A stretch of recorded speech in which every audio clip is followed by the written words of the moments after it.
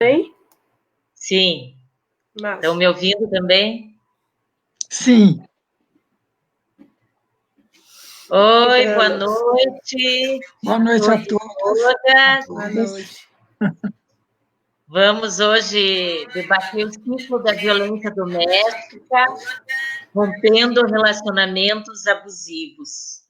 Esse é o nosso tema e eu gostaria de, primeiramente, agradecer a Letícia Lanz e a Emanuela, deixa eu ler o nome completo, Silva Brito.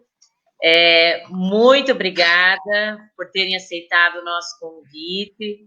Nós ficamos construindo aí esse tema há um tempo e a gente tinha a preocupação de fazer um debate para avançar, né? Para além da gente discutir o atendimento, o acolhimento às mulheres em situação de violência, mas como sair desse ciclo, como evitar chegar, né, numa violência maior ou mesmo, né, como a gente vê em muitos casos, chegar até o feminicídio. Então, a gente procurou conversar e combinar nessa linha. Bem, o pessoal aqui de Curitiba conhece com certeza a Letícia Lanz, ela é escritora, é poeta, pensadora, também mestre em sociologia, especialista em gênero e sexualidade, economista com mestrado em administração de empresas, né? Ela começou com administração de empresas, né, Letícia? Depois foram outros voos, né?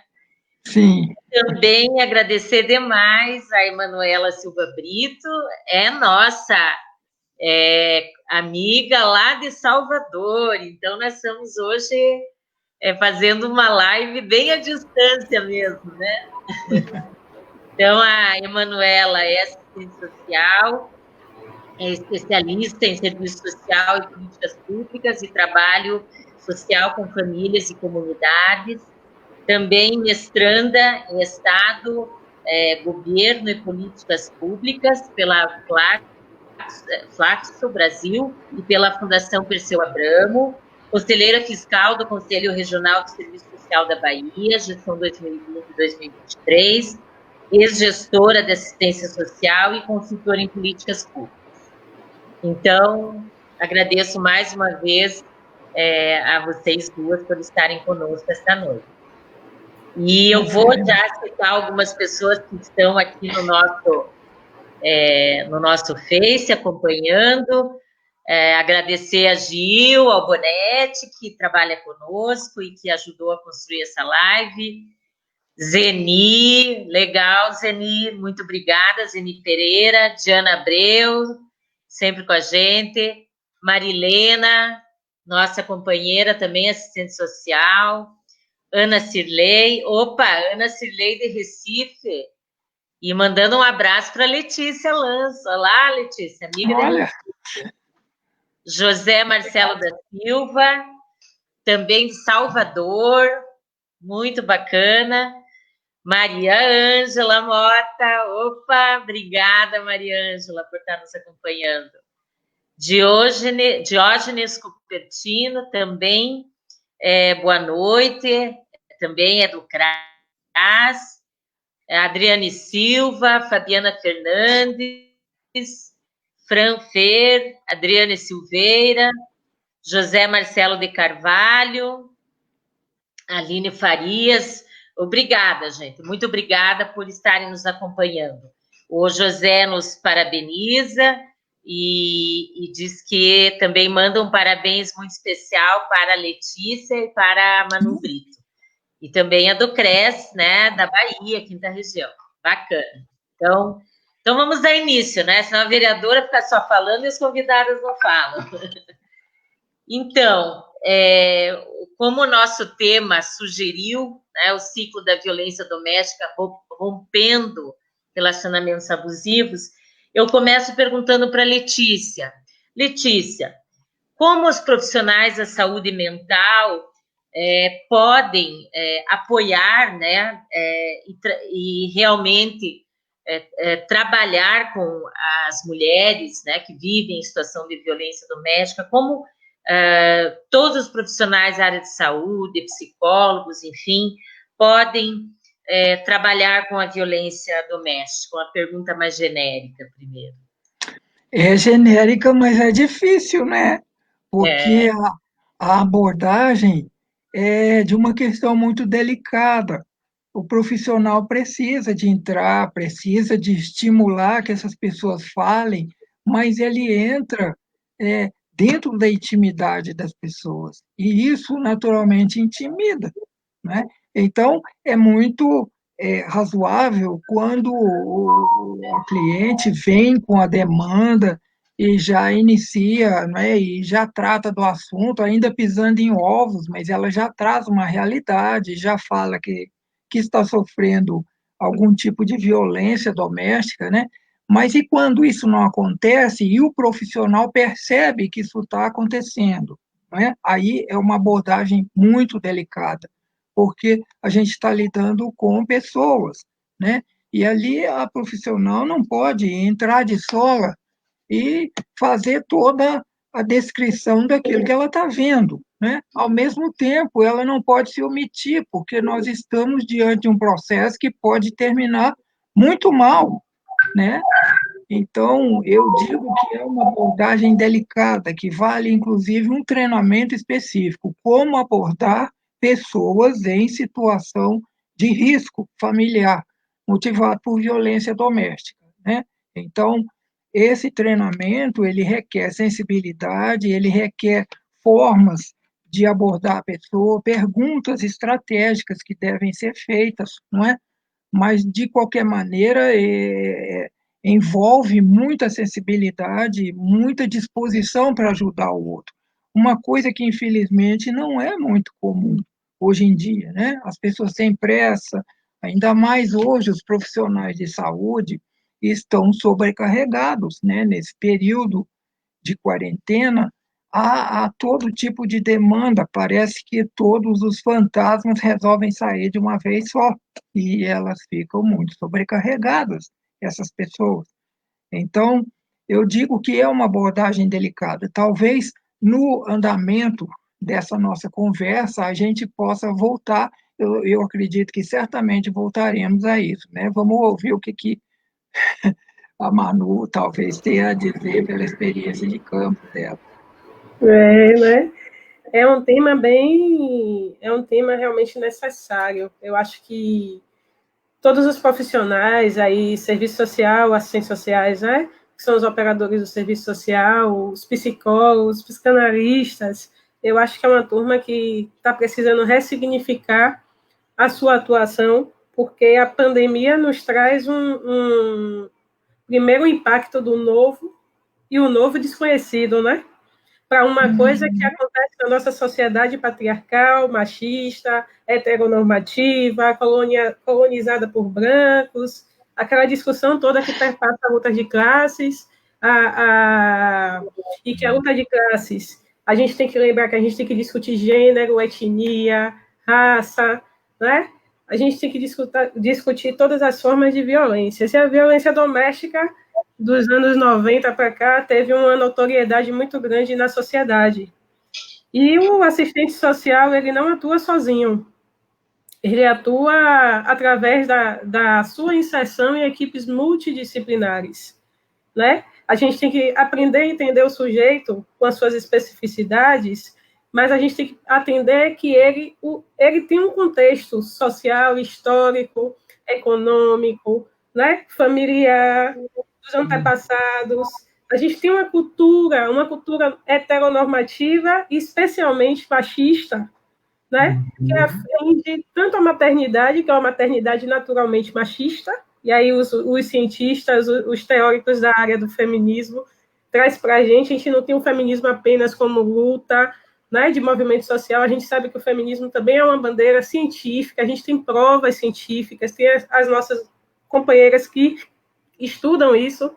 Aqui a gente tem uma referência na Bahia, da UFBA, que é o Núcleo de Estudos Interdisciplinares, né, da Mulher.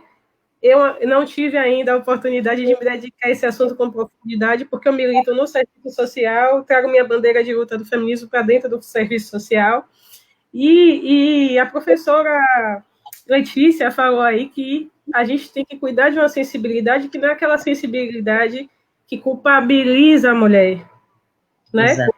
A gente tem que ter aquela sensibilidade que a gente traga, que a gente aprende lá na academia, na ciência, para escutar o que ela traz para a gente. Eu acho que a principal atuação da nossa área do serviço social é a escuta qualificada. Nós somos a única profissão brasileira que tem um projeto ético-político definido, que a gente atua com a bandeira de defesa da democracia, da cidadania, da defesa intransigente de direitos, e que a gente entende que o sujeito, além de direitos, ele tem desejos, e a mulher é esse campo que a gente vai debater aqui hoje. Bacana. Olha, o começo aí já arrasaram as duas. Vou ler, porque muitas pessoas já estão participando, senão depois acumula muito.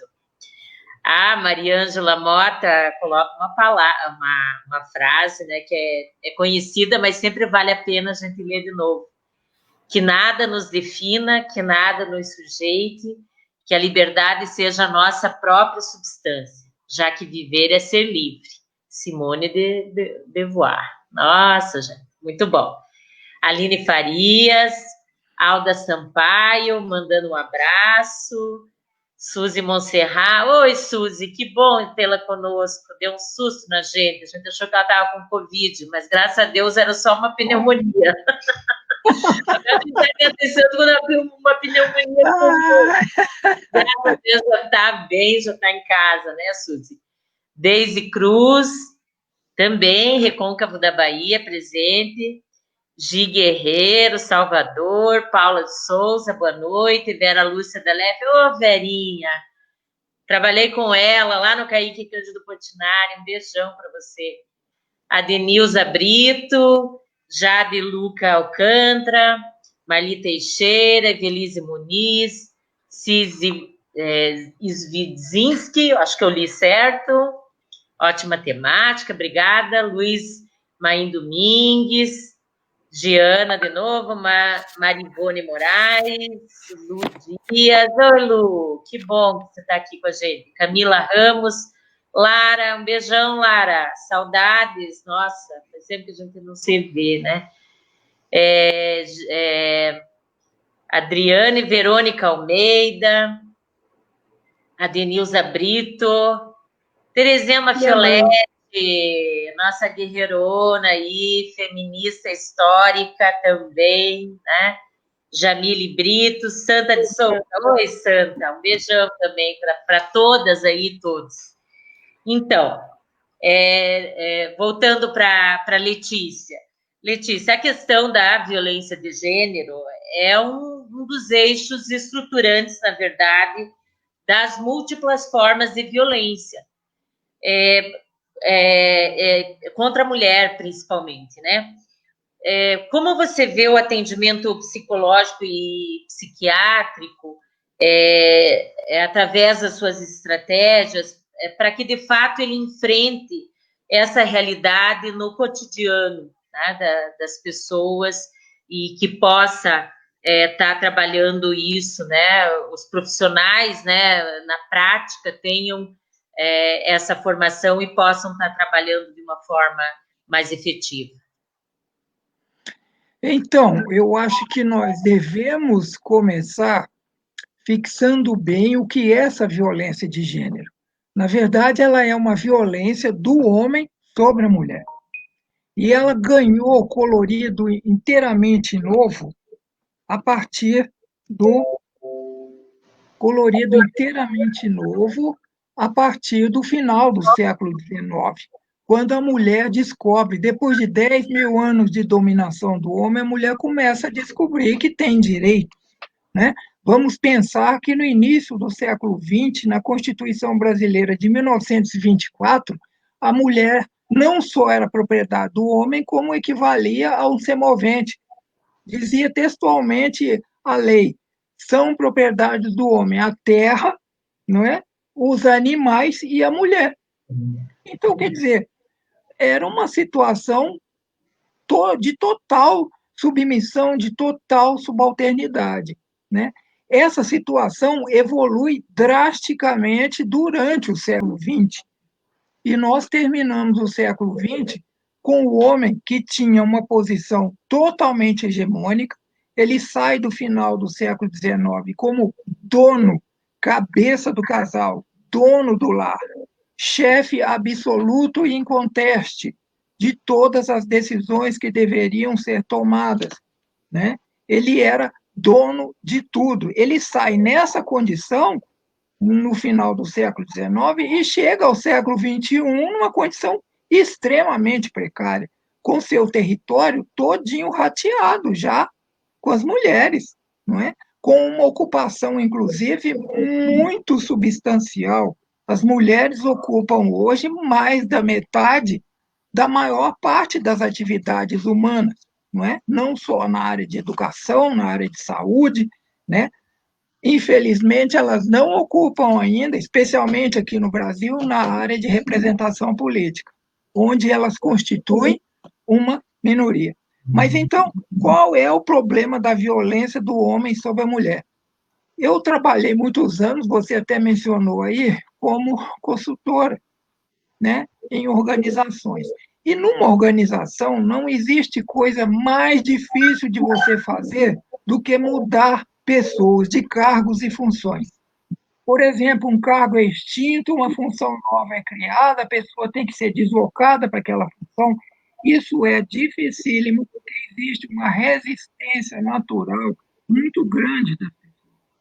Então, passa essa ideia que eu estou falando aqui das organizações, hospitais, escolas, empresas, de um modo geral, né? Passa essa ideia para dentro da família, porque o homem ocupava uma posição de destaque, ele é inconteste, ele não podia ser questionado em suas decisões, e ele sai dessa posição de chefia absoluta para ser um mero membro dentro da família. E isso é feito sem nenhum treinamento. As escolas não dedicaram, e ainda agora há discussão se deve ou não dedicar tempo para discutir questão de gênero dentro da escola. Não se dedicou. Mais do que isso, muitas mães ainda preparam seus filhos para serem o quê? Chefes de família e não membros da família. Então, nós temos na mão um problemão, né? As pessoas que trabalham com saúde mental, com atendimento na área de assistência social, têm um problema muito grande, porque nós temos aqui aquilo que a gente chama de problema estrutural. Não é um problema localizado, ele está disperso, como a Manu disse, de alto a baixo, né? Dentro da população. Então, os cortes de etnia, os cortes de classe social, os cortes de raça, todos esses interferem profundamente no processo. Então, você vê a violência acontecendo tanto no topo da pirâmide quanto na base. Né? É claro que repercute muito mais quando uma socialite, por exemplo, é agredida pelo marido, igual aconteceu recentemente. Né? Mas na base da pirâmide, isso chega a ser crônico, né? As formas de violência, porque no fundo o homem está dizendo assim: qual é o meu lugar? Me digam, por favor, qual é o meu lugar. E ninguém disse. Então, ele por si só, ele decide que o lugar dele é o que sempre foi. A mulher não se sujeita àquilo, né? O modelo de distribuição do trabalho doméstico é outro, de provimento de recursos, né, para a manutenção da família é outro, mas ele quer manter aquela posição. Então, é inevitável que surja aqui uma violência. Mas é muito importante fixar que essa violência é do homem sobre a mulher. Então, é uma violência de gênero que tem direção, né? Porque nós não sabemos, quer dizer, existem casos isolados que eles até gostam de explorar quando acontece, mas são casos isolados. O caso crônico, genérico mesmo, é de violência do homem sobre a mulher, tanto violência moral quanto violência corporal. Voltando à sua pergunta, para tentar só pôr um fechozinho, né? A violência moral né, que é aquela que se faz através de palavras, através de atitudes, de omissões, né, de atos que não implicam diretamente em agressão física, né, essa violência raramente é reportada pelas mulheres, especialmente as mulheres na base da pirâmide. Muitas delas compreendem aquilo como parte da rotina de vida, o que é um problemão para nós. Ao mesmo tempo que a violência física, elas tentam também esconder, né? Quantas que caem da escada, né? Escorregam na casca de banana, que bate o olho no pé da cama, né? E coisas semelhantes ocorrendo o tempo inteiro. Então, os profissionais de saúde mental, os profissionais de assistência social que estão lidando diretamente com esse problema estrutural, não é um problema corriqueiro, é um problema complexo, eles precisam de estar muito sensibilizados para o que nós realmente queremos, que é extinguir essa violência. Só que a nossa ação é muito limitada. Sem uma ação, né, da escola para educar as próximas gerações, para ter novas relações de gênero, toda a nossa ação vai se limitar a fazer o quê? Uma espécie de correção do problema, mas a profilaxia vai demorar muito. Essa é a minha opinião. E você, Manu, que o serviço social, né? Quais são as estratégias que o serviço social utiliza em relação à violência doméstica? Como eu falei, né, anteriormente, a gente se insere no campo multidisciplinar. Então, a gente usa, deixa eu ver como eu falo isso. A gente tem 3 dimensões que compõem o nosso fazer profissional e que são nortes para fazer acontecer o nosso projeto ético-político, que eu falei anteriormente, que é a dimensão técnico-operativa, ético-política e teórico-metodológica, né? Isso nos baliza para a gente construir uma intervenção balizada na criticidade, na reflexão, da criatividade, utilizando estratégias que potencializem a mulher para conhecer, para ter certeza, vamos dizer assim, porque conhecer a gente conhece, ter certeza dos nossos direitos. Somos humanas, né? Eu sei que tem essa questão aí, a professora Letícia trouxe bem embasado. Violência de gênero, ela está relacionada diretamente no nosso contexto aqui de sociedade capitalista e brasileira, na relação do homem não aceitar que a mulher pode e deve ser mulher, né? Ele não aceita que a gente ocupe os mesmos lugares, os mesmos cargos, as mesmas oportunidades que eles atuem, porque ele tem que ser o centro da família. Ele, historicamente, tem que ser aquele que vai prover, né, o desenvolvimento da família. Ele é o cara. E nós somos elas. Elas por elas. E tem uma coisa do feminismo que eu gosto muito e que eu tenho aprendido a falar sobre isso, que é a sororidade. Na nossa profissão, e aí tem uma curiosidade sobre o serviço social. Não sei se vocês sabem. Né? Minhas colegas, salve minhas colegas assistentes sociais e meus colegas assistentes sociais da Bahia e de Curitiba, que estão nessa live. Mas a nossa categoria é uma categoria majoritariamente feminina. É uma profissão historicamente construída por mulheres. Mas naquela época que tinha influência do Estado e da classe dominante burguesa, né, que era para calar a boca daquelas pessoas que estavam à margem, não tinha carteira assinada, porque naquele tempo a assistência social ela era efetivada para quem tinha carteira assinada, né? E se confundia a assistência social com a caridade, com a filantropia da época, né? A gente está revendo a filantropia hoje. A filantropia, para mim, tem esse mandado, né? Filantropia. Por quê? Historicamente, as mulheres eram submissas, subservientes, aquela história do cuidado, da fragilidade. Então, as primeiras damas que tomaram conta do início da nossa profissão, que se confunde muito com o início da política pública de assistência social. Né? Mas, assim, como é que a gente opera isso, né? Como é que a gente opera? é construindo articulação de rede, é ocupando os lugares aí dos conselhos de controle social, conselhos de políticas públicas, conselhos setoriais, porque na nossa lei 8.662 de 93, é nossa atribuição elaborar, coordenar, projetar, implementar, articular projeto, programa, política pública, né? E dentre essas minorias que a gente chama, né, que reconhece da sociedade, que demanda do nosso serviço, está a mulher. Né? Tem a criança e adolescente, prioridade absoluta constitucional, e tem o idoso e a mulher.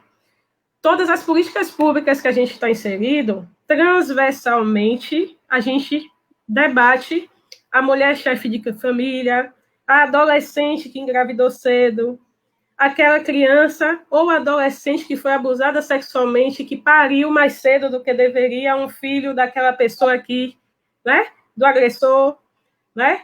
A gente trabalha com aquelas mulheres que sofrem 20, 30 anos de casamentos e só se liberta da violência depois que o marido morre.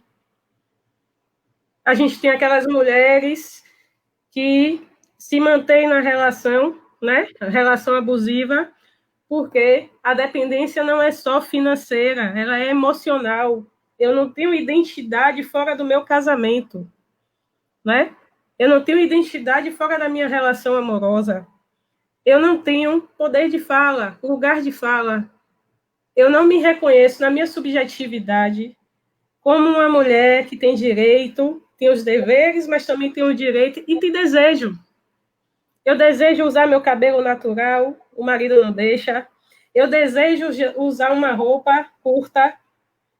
Você é gorda, você é feia, né? O marido não deixa. Eu tenho vontade de usar um batom vermelho, o marido não deixa. São esse público que a gente trabalha e trabalha direcionado a potencializar a autoestima da mulher, orientando, informando, elaborando campanha socioeducativa, fazendo ela se reconhecer, usar o número 180, que é nacional, né? Fazer a denúncia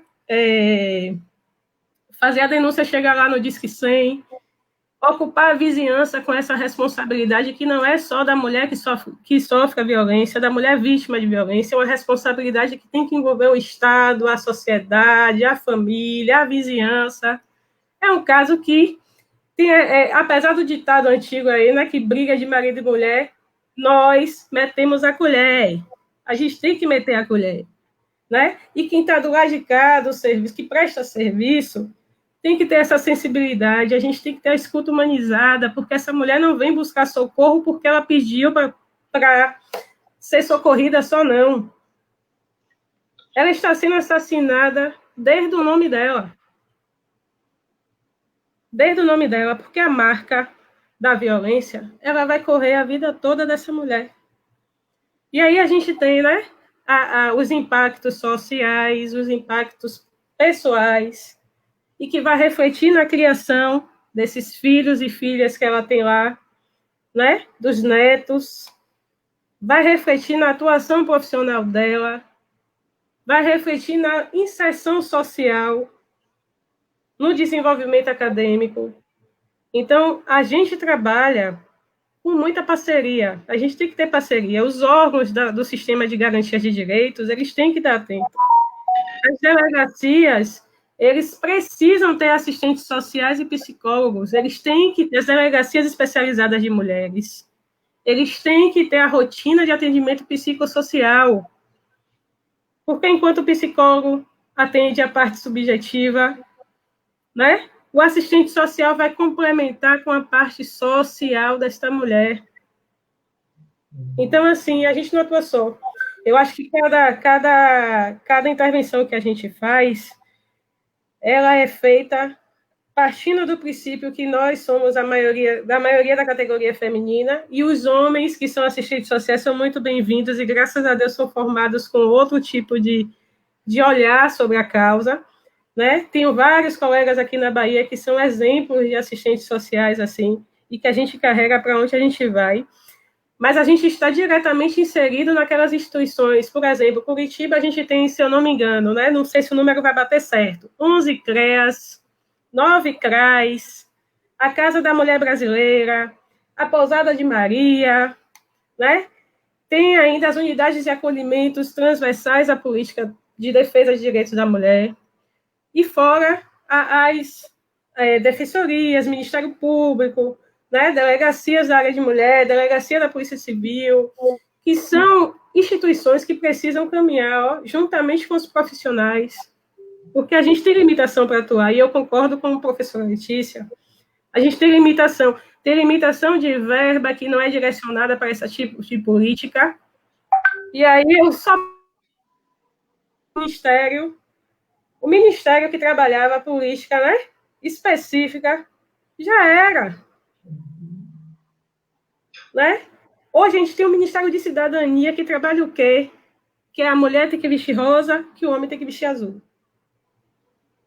Que diz o quê? Que política aqui, identidade de gênero não deve ser debatida nos currículos acadêmicos. Pelo amor de Deus, gente. Né? É o fundamentalismo voltando, é o conservadorismo tomando todos os nortes, inclusive dos nossos prefeitos, vereadores, governadores, não é só do presidente da República, não. É uma massa grande de pessoas que estão trazendo de volta conceitos de escravidão, de exploração, sabe? De todos os sentidos, não só do trabalho, mas sexual também.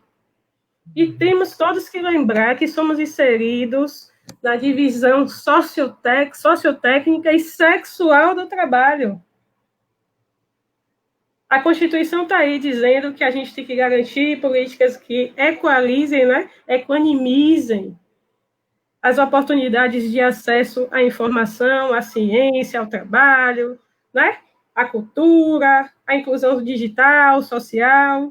Mas a gente sabe que não funciona assim, não. Para vocês terem ideia, a discussão de gênero entrou no currículo de serviço social aprovado pela Associação Brasileira de Ensino e Pesquisa em Serviço Social em 96. Estamos em 2020. No nosso currículo pedagógico, é uma disciplina eletiva. Você pode escolher, no final do curso, se você estuda gênero, se você estuda raça e etnia, se você estuda, tem outras disciplinas eletivas também. Eu não concordo. Eu acho que a gente tem que avançar nesse quesito. Lembrando que nós somos uma categoria que fomos criadas por mulheres, imagine aí. E a gente não prioriza o debate, não prioriza a formação técnica desses profissionais que vão para campo na saúde, na assistência, na educação, em outras políticas públicas, na empresa, que tem demanda de Sim. violência doméstica e violência institucional contra as mulheres também. Né? No terceiro setor, e a gente não debate isso. Mas, como a gente tem uma consciência, e graças a Deus que pelo menos isso, né? Por mais que tenham vários direcionamentos teóricos dentro da categoria, a gente tem um norte. E graças a Deus, porque nossa profissão ele é norteado pela teoria marxista. Vamos para frente. Legal, Manu. Vamos citar aqui mais algumas pessoas que nos acompanham. Doutora Ivete Caribe, legal. Mulheres Corajosas, obrigada. Doutora Ivete tem uma grande luta aí na área de direitos humanos, na Comissão da Verdade. Fran Fer, Lúcia Azevedo, Marivone Moraes, enfim. Então, agora, Letícia, parte da população ela ainda entende o atendimento psicológico e psiquiátrico destinado a pessoas com distúrbios mentais e comportamentais, né? Então, normalmente, quando alguém fala, estou indo ao psicólogo, ou essa pessoa tem, né, algum problema mais sério, né? Você pode falar um pouco sobre essa percepção das pessoas e como ela afeta o atendimento no caso, né, da violência doméstica? De novo, a gente não tem coisa simples, né? A nossa conversa é uma conversa agradável, mas infelizmente os fatores que determinam a nossa conversa são muito complexos. Você veja que na nossa cultura, a ideia, por exemplo, de alguém procurar a ajuda de uma assistência social é porque ela está ela está muito carente materialmente, né? Se enxerga muito a assistente social como alguém que vai resolver os problemas de ordem material. E raramente, né, especialmente nas camadas mais baixas da pirâmide social, raramente as pessoas têm conhecimento de profissionais tipo psicólogo ou psiquiatra ou psicanalista, porque eles associam esse tipo de profissional com pessoas que vão tratar de problemas mentais, né? Só alguém com questões mentais vai procurar esse tipo de profissional. O curioso é que muitas vezes o ingresso de uma mulher em situação de violência para o acompanhamento de um psicólogo, de uma psiquiatra ou de psicanalista é feito pela assistente social ou pela advogada. É curioso, porque elas, por iniciativa delas, não procuram esses profissionais, né? Então, assistente social é que recomenda, olha, você está precisando de falar um pouquinho, né, de buscar um tipo de ajuda especializada, eu vou te indicar alguém, aqui no mesmo caso já existe alguém que pode fazer isso, ou em algum outro órgão assistencial ali existem pessoas com essa característica. Então, o que nós temos é essa dificuldade, né? E novamente eu caio para aquele grande, o problema fundamental que nós temos, que é a educação. É preciso ensinar as pessoas desde cedo os tipos de ajuda que elas podem recorrer. Olha, eu acho muito importante ter aprendido trigonometria, né? Até hoje eu sou muito bom em matemática, mas teria sido muito mais útil para a minha vida se eu tivesse aprendido sobre os meus direitos, sobre aquilo que eu podia exercer como cidadã, que tipo de ajuda buscar numa determinada, como me organizar para viver dentro de uma família.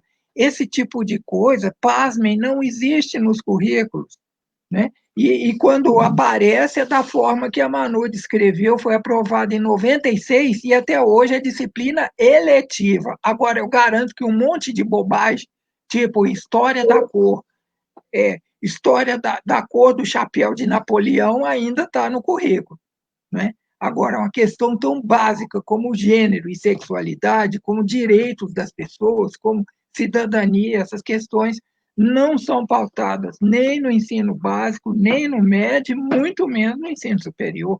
Então, que tipo de sociedade nós estamos construindo se as pessoas não são informadas? O que nós temos hoje, grande parte do problemão nacional que nós temos é desinformação, o que é um paradoxo em plena era da tecnologia, em que nós conseguimos fazer uma reunião como essa com alguém na Bahia, nós em Curitiba e gente até no exterior nos assistindo, as pessoas ainda não dispõem de informações básicas, porque os nossos sistemas de educação são um fracasso, um fiasco. Então, o que acontece é isso que eu estou te falando. Por outro lado, quando uma pessoa necessitando de ajuda psicológica, né, de apoio psíquico, ela é encaminhada, ou ela vai, raramente, por livre e espontânea vontade, procurar um psicólogo. Às vezes, a forma que se aborda também não é adequada. Porque a Manu disse muito bem que aqui existe uma necessidade radical de um trabalho de equipe, não é? Eu não posso acompanhar um tratamento psicológico de alguém que está sob risco permanente de violência doméstica. Eu tenho que estar interagindo com outras pessoas, né? E se cai na mão de um médico que não é consciencioso do seu trabalho, pior ainda, sabe por quê? Entope a pessoa de remédios. Quantos casos eu já vi assim que a pessoa chega grogue? Escuta, mas o que aconteceu? Ah, eu estou com essa lista de remédios aqui. Olha, a gente não pode modificar, não é aquilo, não é da nossa área fazer um receituário médico, mas é um absurdo, porque sem ouvir a pessoa, sem ver as dificuldades que ela está passando, sem tentar criar a rede, né, que a Manu fez referência, o cara simplesmente vai lá e toma isso, mais aquilo, a pessoa fica completamente grogue nesse mundo. A ideia não é essa, né? Agora, felizmente, também existem profissionais que conseguem trabalhar em equipe e fazer trabalhos maravilhosos, né? Integrando essa visão da assistência social, que envolve, sim, esse apoio material, esse apoio relacional, né? Integrando isso a um fortalecimento da identidade pessoal de cada mulher, né? E quando isso acontece, os resultados são simplesmente maravilhosos. Eu conheço muitos casos assim que faz com que a gente fique feliz, apesar dos nossos fracassos, a gente fique feliz de saber que casos se encaminharam daquela maneira e que as pessoas estão hoje tão bem. Elas que estiveram debaixo de uma pressão feia, completamente sem noção do que estava acontecendo à volta. E com o trabalho de uma equipe multidisciplinar, porque aí foi sim, foi assistente social, foi advogado, foi psicólogo, foi médico, essas pessoas contribuíram para que ela renascesse e se construísse para poder tocar uma família sozinha, como acontece hoje com a maioria dessas mulheres.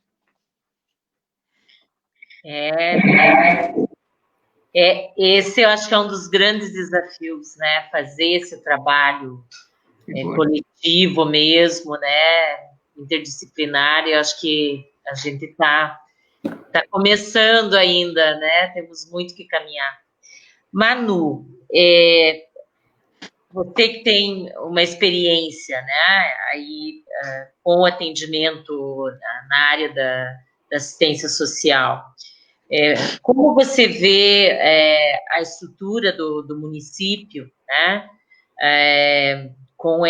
Você citou aí os vários equipamentos que existem, né? Mas como você vê, né, esse atendimento na estrutura do município impactando na desigualdade social na vida das mulheres que sofrem violência doméstica? Você consegue perceber isso? Porque um dos grandes problemas do nosso país também é a desigualdade social, né? Então, como, Manu, você avalia isso? Olha só, tem duas questões aí, né? Uma é que a estrutura que a gente tem nos municípios, especialmente aqueles municípios de pequeno porte, estão me escutando bem? Sim. Pronto. Especialmente aqueles municípios de pequeno porte 1, pequeno porte 2, que depois dessa PEC que congelou em 20 anos, né, os recursos federais, o repasse de recursos federais para a implementação dessas políticas e a efetivação das que já existem, a gente vê uma estrutura sucateada, né? A gente tem CRAs fechando, a gente tem unidade de proteção social básica que referencia essas mulheres, que se a gente tem uma meta de 500 famílias anual, pode ter certeza das 500, 100% é chefiada por mulher. É chefiada por mulher, gente. Né? O serviço social hoje, ele está inserido, acho que vamos dizer que 90% do emprego do assistente social hoje é no serviço público. É no serviço público. O primeiro, porque sua natureza foi criada pelo Estado, na sociedade capitalista, a gente é um trabalhador liberal, mas tem uma autonomia relativa, porque a gente é mediador de conflito, naquela dualidade da contradição, né? Do empregador, do empregado, do Estado, da sociedade. A gente está aqui para mediar esse conflito. Nossas intervenções, elas não são físicas, materializadas em algo que a gente possa ver, ouvir. Ela é relacional. É uma intervenção relacional. A gente trabalha hoje para garantir o sucesso dessa intervenção a médio e longo prazo. Insistentemente a médio e longo prazo. E aí, quando a gente fala de violações de direito, a gente tem um sistema de garantias de direitos que é para andar, né? A balança da justiça tem que andar assim, mas a gente anda assim, ó, tentando equilibrar a relação do direito e do sujeito. Porque o Estado está transferindo a responsabilidade para a vítima. A sociedade está culpabilizando a vítima. E os profissionais que recebem essa vítima não estão sendo valorizados nem em condição de trabalho, nem em condição financeira, nem em condição de aprimoramento e educação permanente, nem em condição nenhuma. E aí a gente cuida. Mas e quem cuida da estrutura? E aí a estrutura humana, estrutura física, né? Estrutura social que vai amparar essas pessoas que estão aquém de uma oportunidade de ser reconhecida constitucionalmente como um sujeito de direito, né? A gente tem o problema estrutural é fato, não é só nas cidades grandes, não, é principalmente nas cidades pequenas, e digo mais para vocês aí do Sul, aqui no Nordeste o negócio está feio, sabe? Está feio. Por que está feio? A gente sabe que, historicamente, o processo de industrialização, de potencialização econômica está no sul do país, né?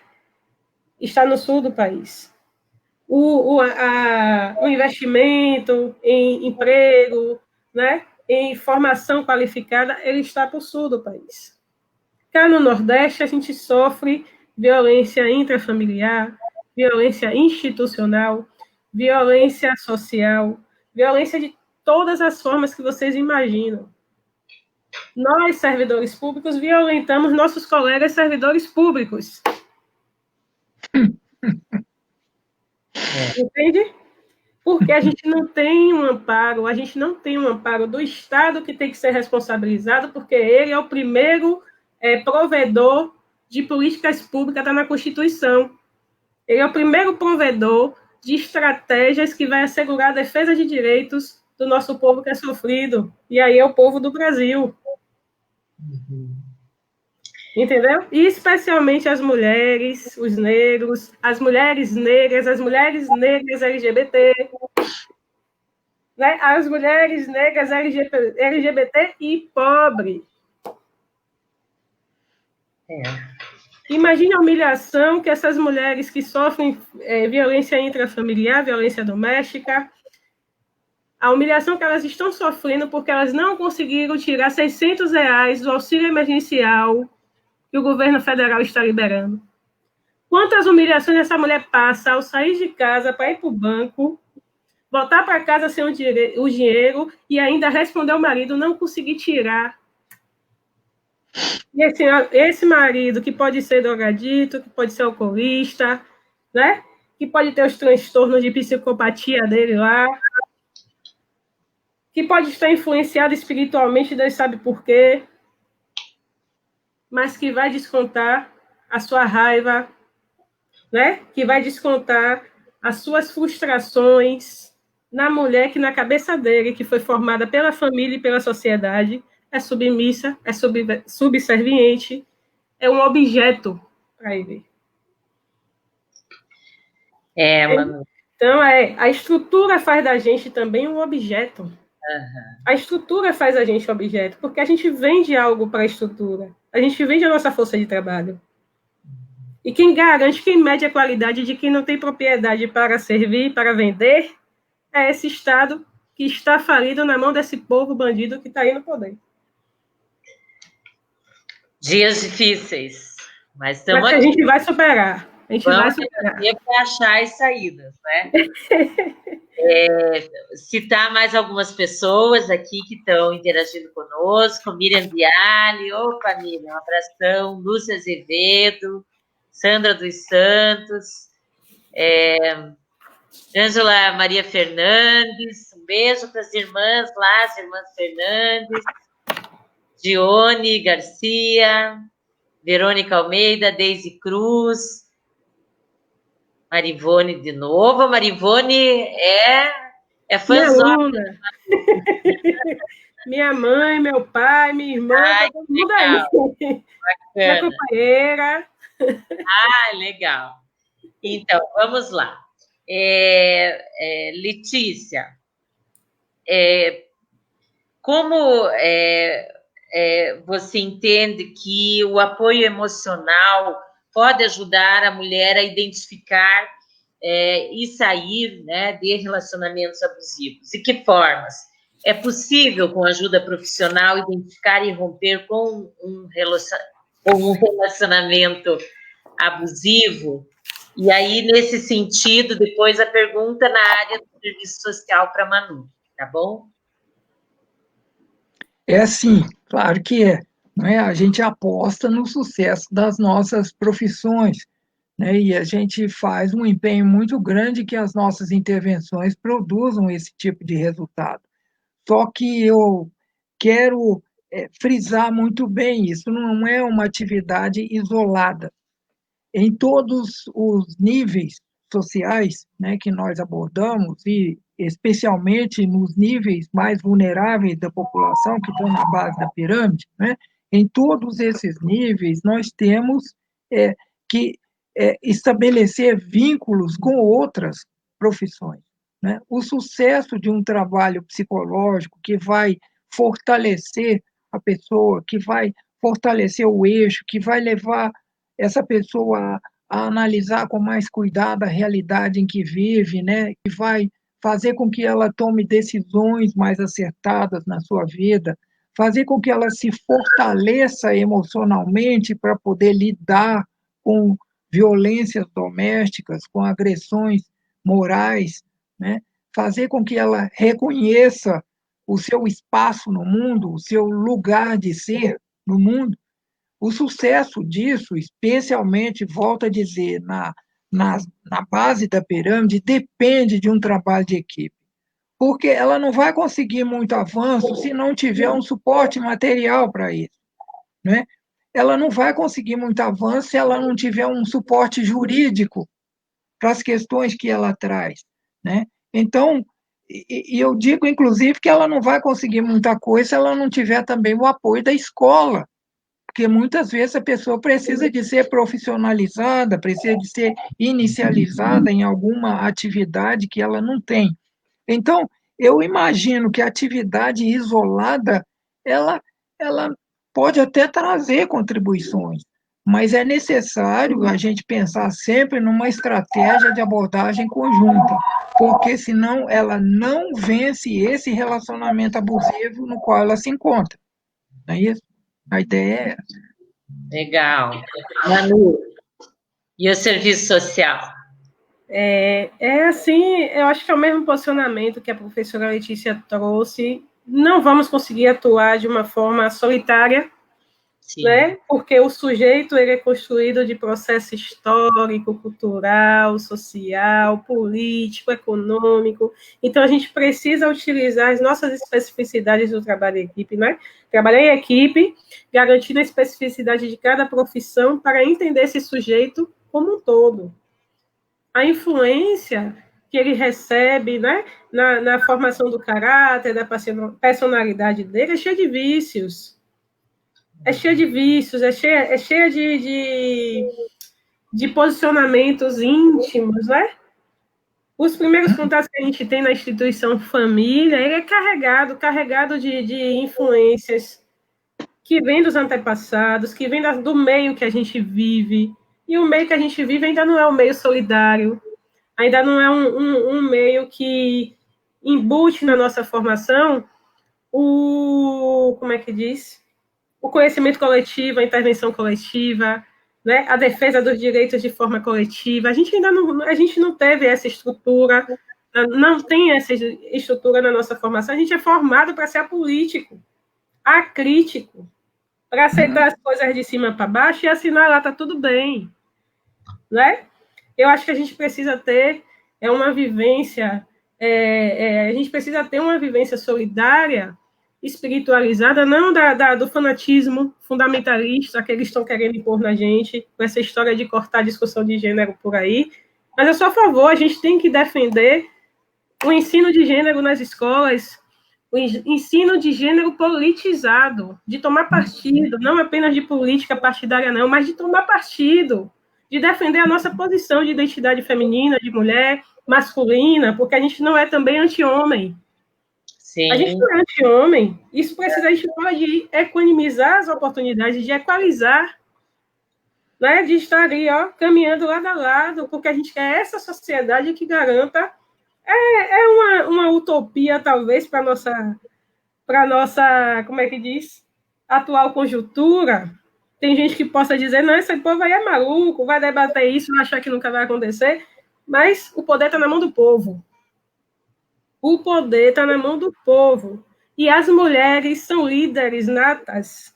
Nós somos lideranças natas. A gente sabe liderar uma família, a gente sabe liderar um espaço de trabalho, a gente sabe resolver problemas, pensar em 3, 4 coisas ao mesmo tempo. A estratégia de revolução está na nossa mão. Por que Dilma caiu? Né? Vamos refletir. Porque na atual conjuntura que a gente tem aí, infelizmente, a gente tem que trazer o cenário nacional para a tona, porque vocês precisam entender por quê. A grande nata do governo hoje são quantos homens, nem contei. Vi aí outro dia uma foto, mas não contei não, mas todos homens e todos brancos. Cadê a representação da miscigenação do Brasil? Cadê a representação norte, sul, oeste, leste do Brasil? Cadê? Cadê a quantidade de mulheres ocupando seus espaços? Não é só nos movimentos sociais, não, que a gente já ocupa, mas na política, no espaço de tomada de decisão, lá na correlação de forças, medindo com eles e ganhando, porque a gente tem poder para ganhar e o poder da gente está aqui dentro. A gente já nasceu com esse poder. Quem é o ser humano que gere vida nesse mundo, gente? Tem poder maior do que colocar uma vida para a rua? Eu não sou mãe, não, mas sou filha. Sou neta, sou irmã, sou tia, né? Mas quem é que tem o poder de gerar uma vida? Então me digam, todas juntas que estão assistindo essa live, quem é que tem o poder de definir que direção o planeta Terra vai tomar daqui para frente, depois dessa pandemia? Né? Então, eu acho assim, na condição de assistente social, que é a pergunta que você fez aí, como é que a gente pode romper com relacionamento abusivo? Como é que a gente pode trabalhar para essa mulher extinguir da sua vida a dependência emocional? Empoderando, dizendo para ela, olhe no espelho, se reconheça. Se reconheça. Você precisa tomar o seu lugar de fala, não é o lugar de fala, amém marido, amém fulano, amém ciclano, não. Eu quero dizer o que eu penso. Eu quero colocar para fora o meu sonho, o meu desejo, a minha vontade. E essa identidade, só quem vai construir é a gente. 1 mais 1 é sempre mais que 2, melhor. 1 mais 1 será sempre mais que 2. Tá certo. Legal, Manu. Olha, nós vamos, então, fazer aí uma última reflexão e encaminhar aí também, daí nessa fala final, para as considerações que vocês queiram fazer, finais, né? Só vou também registrar mais algumas participações aqui. A Suzy Monserrat, a Manu aí inspirou a Suzy também. Ela escreveu aqui, se fere em nossa existência, seremos resistente e movimento, né? Miriam Bialy, Jaque Albuquerque, Getúlio Howen, Érica Almeida, Sérgio Vieira, Solange Pimentel. A Solange também é assistente social, né? Trabalhou conosco lá no gabinete. O que ela avalia é que a pandemia levou a um aumento da violência doméstica também, né? Silvana Mello, Antônia Silva, Érica Almeida, Camila Ramos, Ellen Carvalho, Ilma de Lourdes Santos, Ilminha Guerreira, do Movimento de Moradia, Camila Ramos, Camaçari. Então, Galera da Bahia. Isso aí. Agradecer a todos e todas, né, que também estão aí interagindo conosco. Então, para a gente fechar, né, a nossa live, eu gostaria que vocês refletissem um pouquinho sobre a questão da pandemia, né? A gente sabe que as pessoas estão mais tempo em casa, tem a questão dos serviços domésticos, né? Enfim, os familiares idosos, as crianças, os que têm acesso, claro, né? Muitos não têm acesso, mas as crianças também com aula online, alguns, né? Ou aqueles fazendo as tarefas mesmo nas atividades impressas fornecidas pelas escolas, pessoas trabalhando home office, né? Então, como é que fica a mulher, né, nesse quadro de pandemia? E pensando também, né, infelizmente, aqui excetuando o ciclo da violência que já levou, né, ao risco da morte, enfim, das mulheres, né? Então, fora esses casos extremos, como as mulheres podem buscar apoio, acolhimento e estratégias para romper com a divisão sexual do trabalho? Eu acho que esse é um elemento muito importante, né? Eu acho que aí está a origem de tudo, né? Essa divisão sexual do trabalho, ela leva também, né, às diferenças que existem na sociedade em relação às mulheres nos espaços de poder, né? Seja nos parlamentos, seja nos executivos, seja nas grandes empresas, né? Essa eu acho que é uma das questões centrais que a gente precisa avançar e debater com todas as mulheres. Quer falar, Manu? Depois a Letícia encerra, pode ser? Pode ser, sim. Primeiro, aqui já incluo minhas considerações finais também? Isso. Aí já vamos fechar. Vou começar aqui, não vou poder agradecer todo mundo, porque se eu posso pecar aqui, mas tem algumas pessoas especiais, antes de agradecer a companheira Josete, a professora Letícia, que são meus pais, minha irmã, minha companheira pela força, vi que está todo mundo online. Cris e Sérgio Vieira, meus alunos da Uniaselv, turma do CRES para a Base, eu sou porque nós somos, a gente entrou para o CRES Bahia para fazer valer os direitos dos assistentes e das assistentes sociais. Então, galera, muito obrigado pelo apoio e por presentear a Josete com a presença do Dendê Baiano nessa live massa que ela aprontou aqui para a gente. Né? Segunda coisa, pense que quando vocês me orientaram, me convidaram para essa live, né?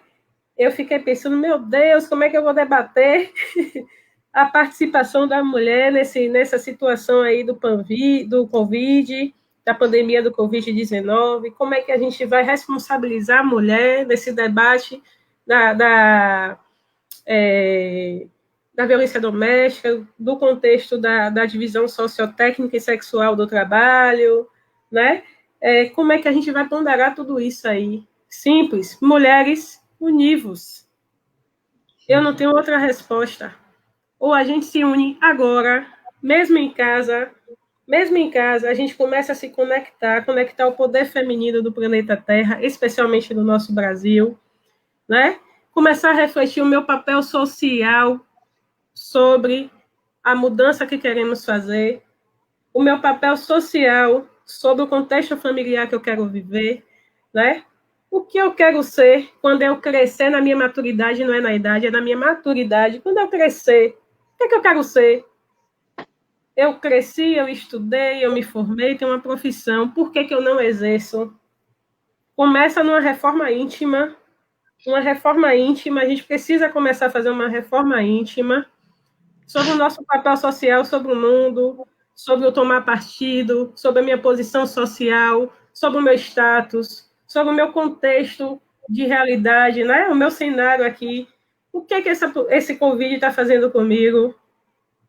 Né? Esse tempo que eu estou em home office, né? Que eu estou me reinventando o meu fazer político, e aí, parabéns, Josete, por esta discussão, parabéns por ser uma militante de esquerda, que defende o debate de gênero, né? Que está fazendo diferença em Curitiba, que a gente já sabe toda a identidade que é vendida de Curitiba, infelizmente, mas que a gente sabe que tem guerreiras aí, como você, como Alda, como Juliana, né? E que tem compromisso, como os assistentes sociais que estão na ponta, sofrendo com as intervenções e dilacerações que o poder público estão fazendo com o campo socioocupacional que a gente está inserido, né? Que não tem cuidado com eles, mas que eles precisam ter cuidado com a demanda que a gente tem altíssima, porque a pandemia ela aumentou significativamente o feminicídio, né? A violência doméstica, e aí a violência doméstica tem 3 situações.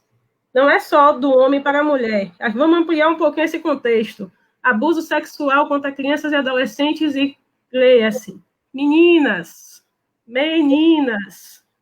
de 3, de 9, de 12 anos, de 14 anos, meninas em formação física e mental, psicológica.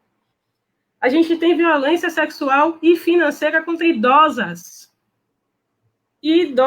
Eu atendi, há uns 3 anos atrás, eu fui gestora de assistência social no município. Eu não vou me alongar muito, não, é rápido.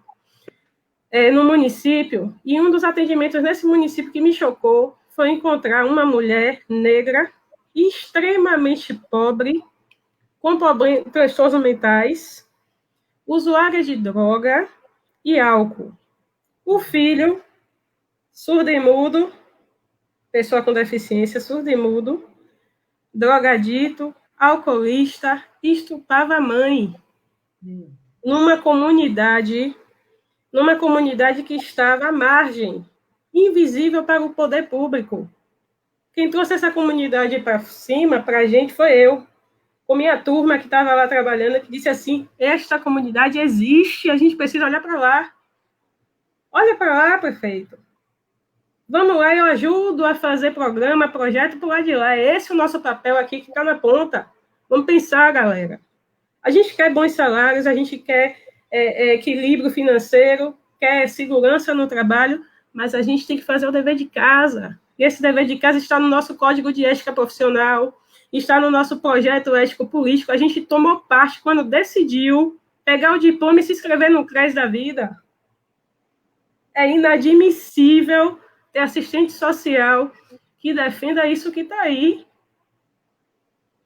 É inadmissível ter assistente social fingindo que o Covid não existe. A gente tem que atuar, ressalvando as questões de segurança que as entidades sanitárias nos orientam, né? A gente tem que ter um equilíbrio também, né? A gente não é super mulher, a gente não é super homem, entendeu? Não é. Mas a gente pode fazer um pouquinho, e somado com um pouquinho do psicólogo, do advogado, do professor, do médico, a gente vai estar na linha de frente tanto quanto eles, porque a gente vai dar segurança para essas mulheres. Elas precisam se proteger e precisa proteger o filho da violência doméstica, mas ela precisa ter o direito de ter convivência familiar, convivência social, mesmo em casa, nesse momento. Ela precisa ter esse direito. E a gente está aqui para empoderá-las. Então, o recado de hoje, meninas, colegas, companheiras, fiquei muito feliz pelo convite, espero ter contribuído com essa discussão, com meu humildezinho conhecimento, ainda estou nessa caminhada, só tenho 12 anos de atuação na área da assistência social especificamente, e no trabalho com família e comunidade com o terceiro setor. Não quis ir para a caixinha, para gabinete, trabalhar dentro de salinha fechada de empresa, de terceiro setor, lá não é meu lugar. Meu lugar é com a população, orientando, mediando conflito, elaborando projetos, programas, coisas que materialmente, porque a necessidade da nossa sociedade é material, e espiritualmente, porque a gente precisa estar de bem com a gente para levar o bem para o outro. Então, meninas, sororidade e Ubuntu. Legal. Letícia.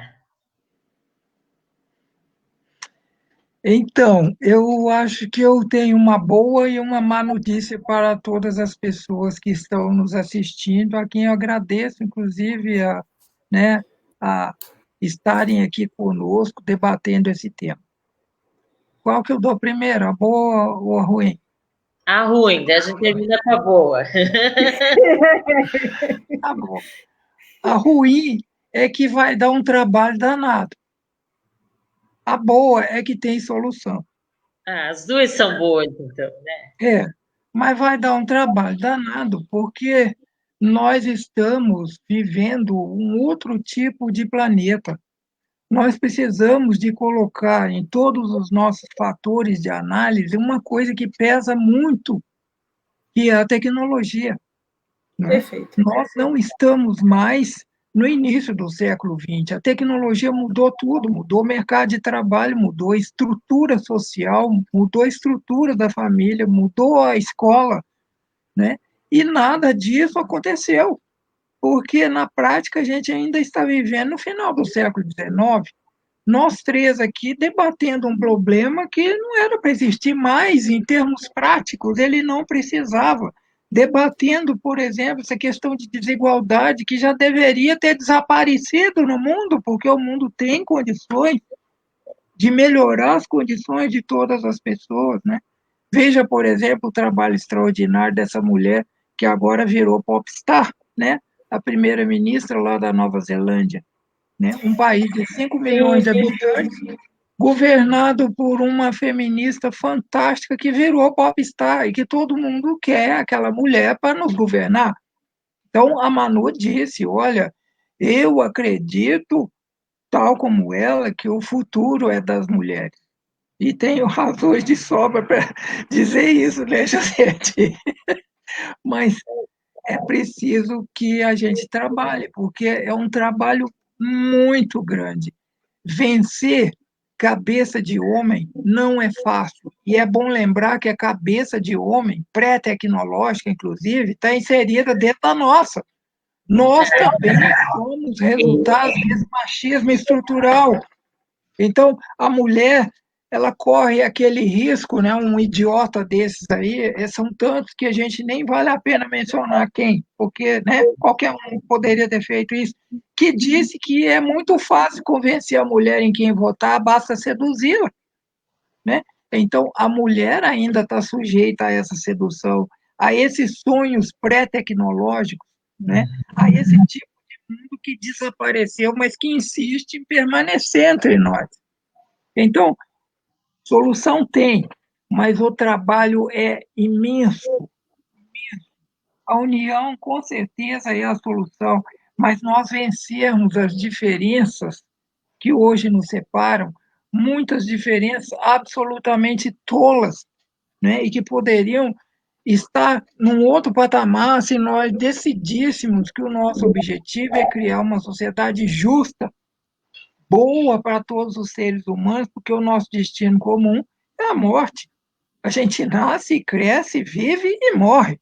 Então, vamos ter um mundo legal para nós, né? Como diz a Simone de Beauvoir, vou repetir ela num livro extraordinário que ela tem, que se chama A Moral da Ambiguidade.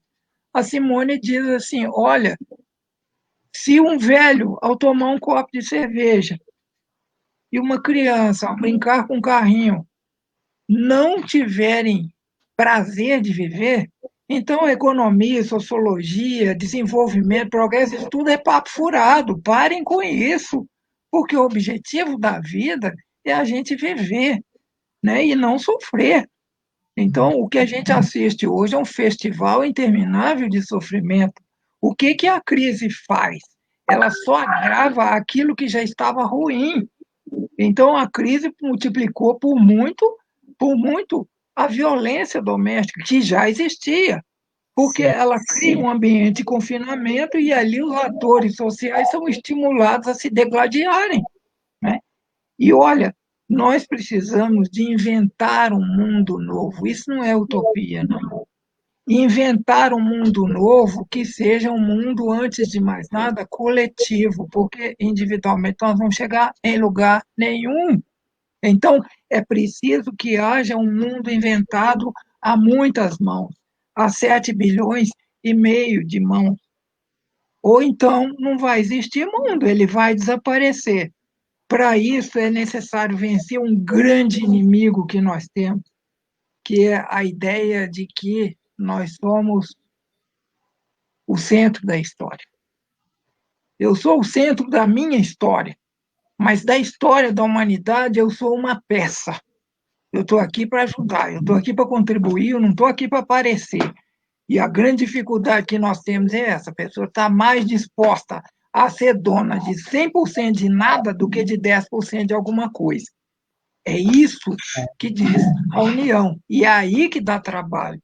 É aí que nós vamos ter que trabalhar, encontrar formas de diálogo, encontrar pontes, inclusive com essa masculinidade tão decadente, tão retrógrada, tão obscurantista. Nós temos que encontrar formas de diálogo com eles. Caso contrário, eles vão nos destruir. E eles vão destruir a si próprios. O pior é isso, não é? Então, a boa notícia é que tem solução. A má notícia é que demanda muito trabalho. E eu queria fechar com uma frase, né, do meu conterrâneo Guimarães Rosa, que eu amo de paixão, que diz assim: o capinar é sozinho, a colheita é coletiva. Muito obrigada, Josete, muito obrigada, Manu, por estar com vocês aqui hoje, e a todos vocês que dividiram conosco esse bate-papo. Muito obrigada, Letícia. A gente sempre aprende muito com você. A Manu, eu acho que deu um probleminha técnico, não está mais conosco, mas agradecer a vocês duas, muito obrigada mais uma vez. Vou citar rapidinho algumas pessoas que eu não posso deixar de citar. Fátima Fernandes, abraço para você também, força guerreira. Eu acho que não esqueci de mais ninguém. Érica Almeida. Então, muito obrigada a todos e todas. Opa, voltou a Manu para dar tchau. Caí, mas deu tempo de voltar para dar um tchau. Legal. Então, e eu vou terminar com uma frase da nossa grande amiga Letícia Lance, né? Que eu fui lá buscar correndinho esse livro dela, mas que tem, né, umas frases, uns pensamentos muito legais. E eu vou terminar com esse aqui. A vida é uma chama que me chama a responder presente. Ou chego já, ou a perco definitivamente. E é isso, né? Muito do que você falou se resumiu aqui. Então, que todas nós, né, junto com os homens, né, possamos construir esse mundo justo, né, esse mundo igualitário e que respeite as diferenças, né?